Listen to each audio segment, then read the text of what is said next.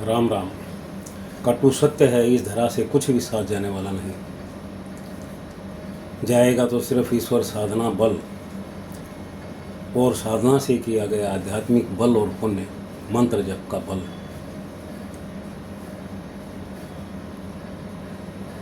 ऐसा जानकर कुछ विवेकी पुरुष शून्य तक पहुंचने से पहले ही आत्महित मार्ग प्रशस्त कर लेते हैं। यानी कहीं भी अपना गुरु ढूंढ करके या जो भी जिस तरीके से भी जाना है वह अपने आत्महित के लिए ईश्वरीय उपासनाओं में चले जाते हैं। वहीं कुछ व्यक्ति जीवन भर गुरु ढूंढने में भी लगा देते हैं, वो ढूंढते ही रहते हैं। और जब कोई अच्छा व्यक्ति मिलता है तो उसके पास उनको वह चीज़ व्यवस्था नहीं मिलती जो उनको चाहिए। व्यक्ति की पात्रता हो शिव उपासना और पंचदेव उपासना से संबंधित और चीज़ों की, और उसे चाहिए कि भाई वह रावण ही सिद्ध कर ले। ये एक उदाहरण है, सिर्फ रावण तो कौन सिद्ध करेगा, ये एक उदाहरण है।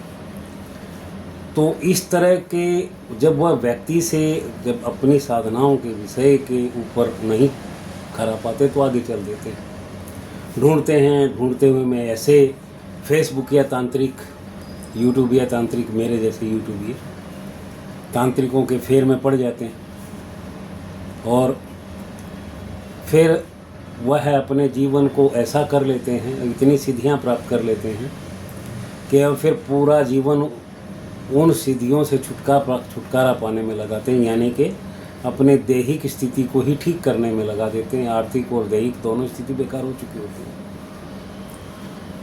वह जीवन भर फिर उधर भी चल देते हैं।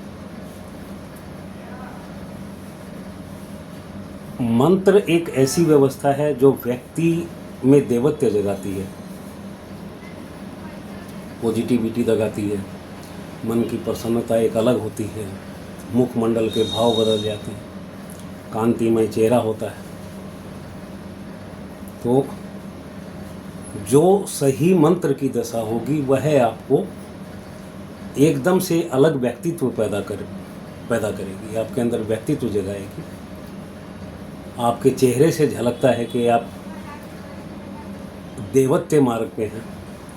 वहीं जो उच्चारण से गलत तरीके के मंत्र, या बहुत से ऐसे होते हैं जिन्हें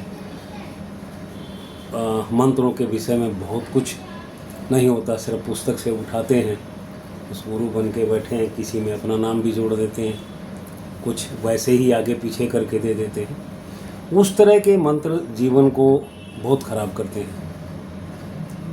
व्यक्ति पूरा जीवन अपने आप को ही ढूंढता रह जाता है कि मैं क्या था, क्या हो गया। तो उस तरह की व्यवस्थाओं के जो मंत्र लेते हैं, उस तरह की व्यवस्थाओं में जो घुस जाते हैं, वह आदमी जीवन भर परेशानी का सामना करते हैं। व्यक्ति को हमेशा उस मार्ग पर जाना चाहिए जिस मार्ग पे आपको प्रसन्नता मिले, आपका परिवार सुखी हो, आपके सुख साधन उपलब्ध हों। आप साधना करते हैं तो देवता का जो मंत्र जाप करते हैं वह पुण्य है, वह पुण्य अर्जित करता है, वही पुण्य असली।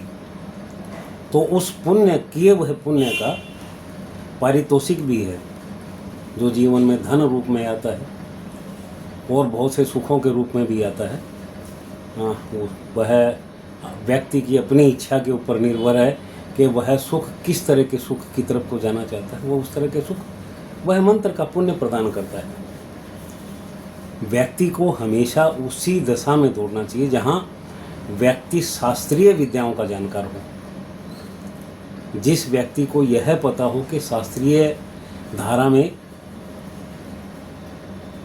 किन चीज़ों का किस तरह का कैसे मंत्र का जप, मंत्र का विधान, यह सबसे ज़रूरी है। उच्चारण, विधान और मंत्र, उत्कीर्णित मंत्र हो तो वह मार्ग आपको जो प्रशस्त करेगा, वह व्यक्ति जो प्रशस्त करेगा, उसके बाद आपका जीवन एक उन्नति की ओर जाएगा। हो सकता है बहुत ज़्यादा धन न आए, लेकिन आत्मा से आपको समझ आएगा कि मैं क्या हूँ। यह उस पे प्रशस्त करेगा जहाँ से आपको अपना व्यक्तित्व समझ में आएगा। मेरा अपना एक ध्येय है।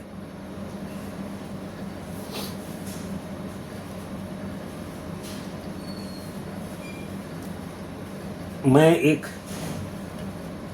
उद्देश्य लेके चल रहा हूँ कि मैं एक ऐसे समूह का निर्माण करूँ जो समस्या परक या कामना परक प्रयोगों को परिमाणित करके दिखा सके, या यूँ कहें कि हम समाज को उसके ध्येय के मुताबिक लक्ष्य भेद करा सकें।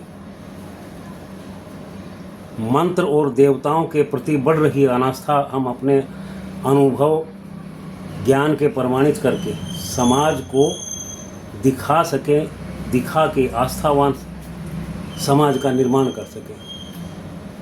जो पराविज्ञान से संबंधित जटिलताओं से सरल सहज शैली में प्रस्तुतिकरण करें, जिससे सिद्धि शीघ्र निश्चित हो। बिना भेदभाव, जाति के भेदभाव के बिना, उससे रहित हो करके एक इस तरह का सा समूह निर्माण। इच्छुक, जिज्ञासु, उत्सुक जनों को बिना भेदभाव खुले मन से शंकाओं का पूर्ण रूप से समाधान हो, इस तरीके के मैं एक समूह का निर्माण करने की व्यवस्था रखता हूँ। मैं अपना एक उद्देश्य रखता हूँ कि ऐसे आस्थावान लोग जुड़ें। तो हमारा ध्येय है यह है कि इस तरफ हम जाएं।